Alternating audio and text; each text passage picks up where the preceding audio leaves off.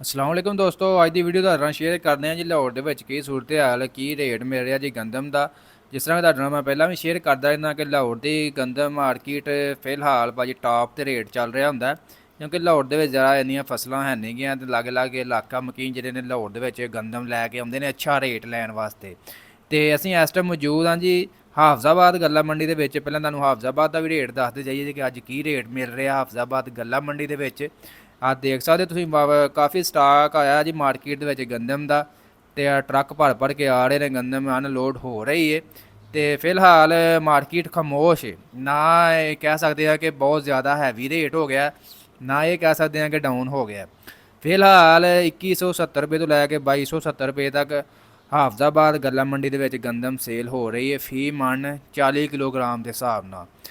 ਤੇ ਇਸ ਤੋਂ ਇਲਾਵਾ ਅਸੀਂ ਗੱਲ ਕਰਦੇ ਜਾਈਏ ਲਾਹੌਰ ਦੇ ਵਿੱਚ ਕੀ ਰੇਟ ਮਿਲ ਰਿਹਾ।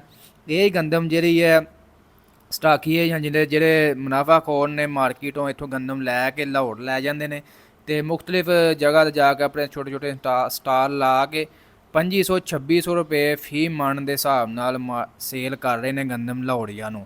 ਇਹ ਗੰਦਮ ਜਿਹੜੀ 2000-2100 ਰੁਪਏ ਦੀ ਇੱਥੋਂ ਲੈ ਕੇ ਉੱਥੇ 2500-2600 ਰੁਪਏ ਤੱਕ, ਤੇ ਜਿਹੜੇ ਉੱਥੇ ਲੈ ਕੇ ਜਾਣੇ ਨੇ ਉਹ ਤਕਰੀਬਨ ਇਹ ਸਭ ਤੋਂ ਟਾਪ ਰੇਟ ਚੱਲ ਰਿਹਾ 2500 ਰੁਪਏ ਫੀ ਮਣ 40 ਕਿਲੋਗ੍ਰਾਮ ਦਾ।